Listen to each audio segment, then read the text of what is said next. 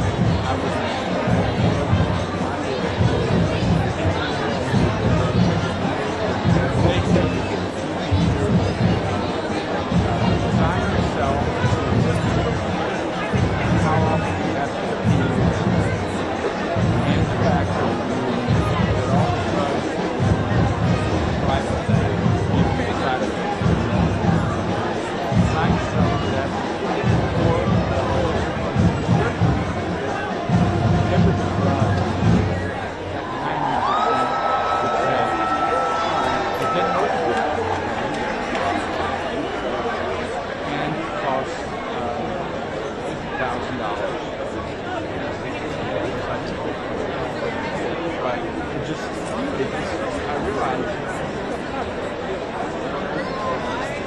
No, and take their word for it when you say 90%. You don't say, show me the data.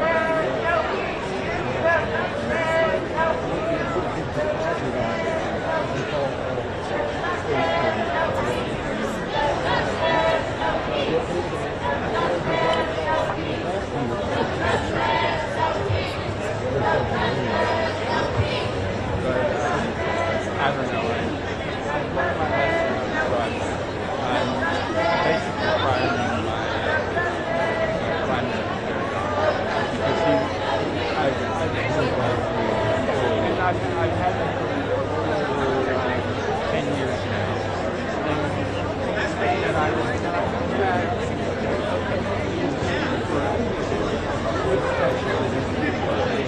and what was out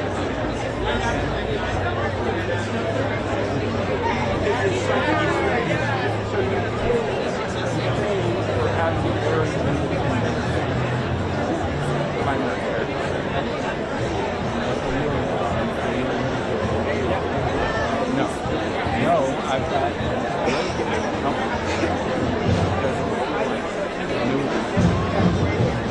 so they pick up all the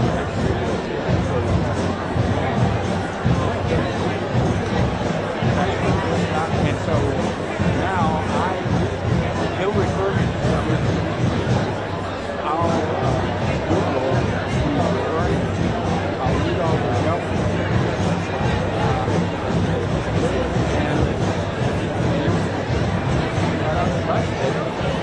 Then I say, okay, I'd rather you refer me to the same guy.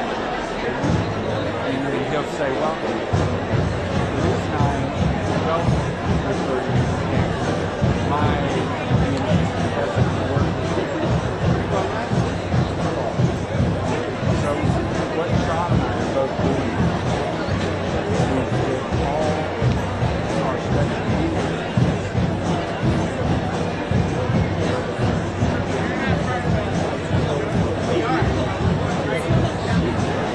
And I would do that, but I wanted something that Sean could use and actually get. But all the alcohol stuff, I've had bad, I've had bad experiences. I would much rather have Kaiser than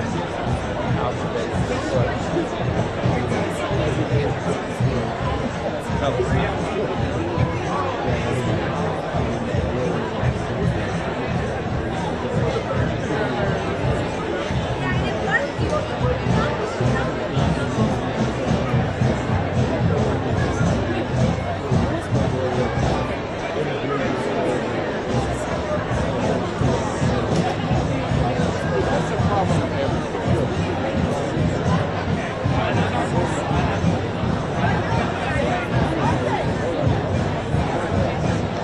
they all say that.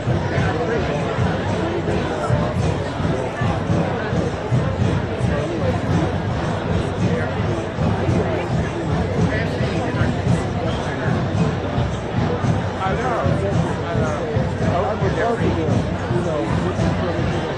Right. I always for an issue. And she took an X-ray and said, "You got arthritis." You know what you should do? It's all about the biome. It's all about generalized information. That's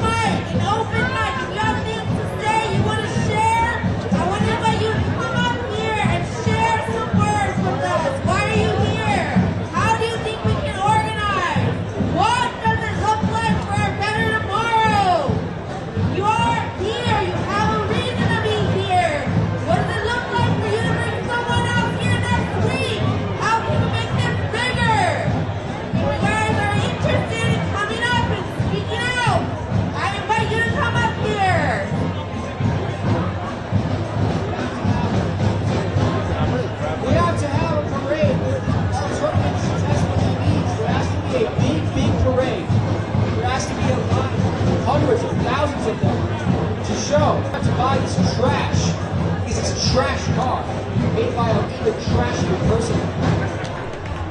Thank you, thank you, thank you. Anybody else interested in coming to speak up and speaking their mind, sharing why are you here? How can you make a better tomorrow? To make my voice loud enough, I would like to make a joyful. I would like to make a joyful noise for our country that we love. Sing the songs that we love so much. It's precious. We need to value it. We need to have gratitude too, as well as precious. So help celebrate our beautiful country and everything we do for it. Thank you. Thank you, thank you. That makes me think about who makes this country function, right? Who makes these every single day, working people. Pave the roads, take the trash out, make the hospitals function, teach the kids. It's working people every single day that go to work, that make this society function. It is not the politicians, it is not them twiddling their fingers out there to do. What can I do to bring people here, to bring conversations that are uncomfortable, perhaps, because it's easy to blame, it's easy to tell people that they suck, it's easy, and that's not what we're looking for. We're looking for things that are going to uplift us, things that we can uplift each other. I don't really know what to say, so please someone take the mic. Hello, thanks everybody for coming. My name's Mark. I teach community college here in Berkeley. Right now what's happening is the walls are kind of caving in on us. We're seeing attacks at the federal level, we're seeing attacks at the state level, cuts to education, cuts to public transit. We live in the wealthiest state in this country, and we're seeing cuts to our public services, even in California. We're seeing school closures, we're seeing school closures, we're seeing mergers of whole departments in the CSUs, mass layoffs of teachers and faculty. And what we have to recognize is, as much and as disgusting as Trump and his little cronies are, this problem goes far deeper than the Republican Party. What's taken us to this point, what's driven us to this point, is also the Democratic Party. When you live in a society where you can't call a genocide, when you live in a society where you criminalize protest under the Biden administration, when you have the largest deportations of undocumented immigrants under Obama, under Biden, we have to ask ourselves, what kind of society are we living in? What happened with Trump is the mask has been ripped off. That's all. The mask has been ripped off, exposing the kind of society we live in. One that is a dictatorship of capital, a dictatorship of the billionaires. That's why they can cut programs like OSHA. That's why they can cut research to climate scientists and climate research, because they have the solution to any of those problems. They're blatantly telling us we don't need that research because we're not going to solve it. We're not going to do a goddamn thing about climate research. And then what are they saying about research into pandemics, research into viruses and diseases? We don't need research for that either. Let it spread. Let people die. Why? Because who will be hit by that? It'll be the most vulnerable in our society. Only the most vulnerable in our society are going to suffer. That's why they can cut Social Security, cut Medicare, cut the Department of Education, where the vast majority of those funds go to students with disabilities, schools in low-income communities, right? We have to ask ourselves, they're drawing a line in the sand. If you voted for Trump, you are not an enemy, right? There are plenty of working-class people that voted for Trump because under the Democrats, their lives have gotten worse and worse, and they can't afford to live, they can't afford to rent, they can't afford housing, and so they voted for a hope. They voted for, oh, maybe Trump will bring something in. And but guess what the Republican Party is doing? It's overreaching, it's overstepping. You have people showing up to their town halls, showing up to their meetings in the Republican Party, speaking out, and the message to them has been, shut those down, do not hold in-person meetings, do not give the voters the chance to express themselves. You have veterans showing up to town halls saying, fuck you, you Republicans, how dare you cut out Veterans Affairs, how dare you cut our social services for veterans. They're exposing themselves, and the question is, that's why we're seeing the repression increase. That's why we're seeing them go after undocumented protesters, students who have actual permanent residency. They're pushing things as far as they can go. The message is supposed to be to scare us into silence, right? They're trying to scare us into submission when in reality, if we stand up, if we organize, if we talk to people at our schools, at our workplaces, right? They can be rallying us to resistance instead. And that's going to be up to us. It's not going to be up to the waiting for Hakeem Jeffries to speak up and say, I'm sorry, we don't have any power. What do you want us to do? We don't have any leverage. That was his message. That was his message to the voters.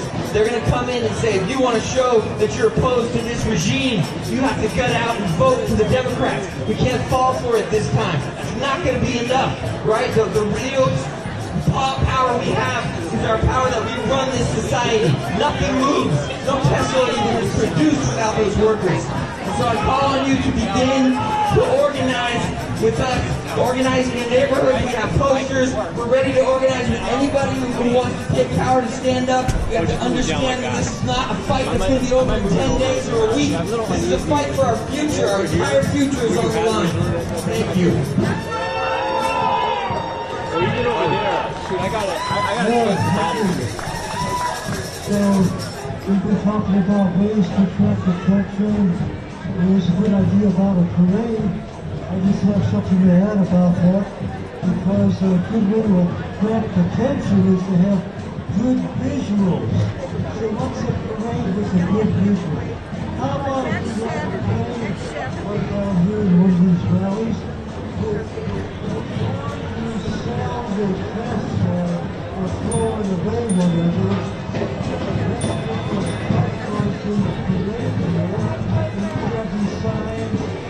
sorts of things on those Teslas in a parade right down here. That'll be a wonderful vehicle and attract attention to all sorts of these out here. But this Elon Musk, unelected Musk regime, down with that regime. Thank you for your words, I appreciate it.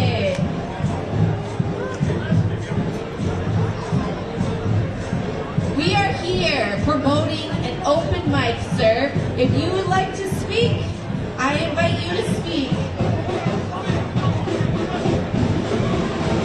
I am somebody that's a bit of an anomaly for this. My name is Larry, and I do not support a lot of the stuff going on in the government at all. But I tell you that I do love my Tesla. I bought my first one in 2012. They're very, it's powered by solar panels on my roof. And I'll bet you many of you drove in here in gasoline cars, heating the planet up. Thank you, sir. All right, if y'all know, capitalism cannot run without petroleum. So it doesn't matter if we all decide to buy Teslas tomorrow, the wars will continue because that's how capitalism continues to function.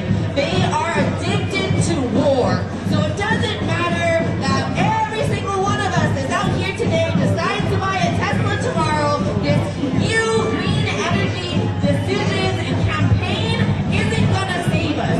If we cannot rely on this campaign of green energy. If people like us, I can't remember what year it was, they had decided to build electric cars before, right? And they did not allow it to function. And why do they allow it to function today?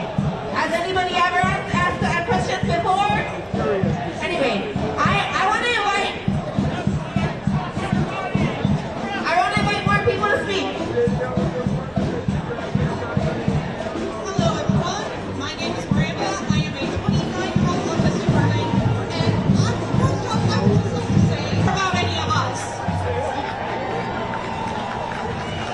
Thank you so much. No, you're fine. You did great. Thank you so much.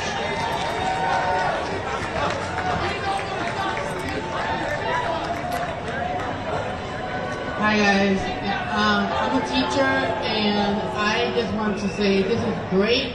We all know what we don't want. I think it's time to think about what we do want and to start organizing around that. I'm talking about town assemblies, state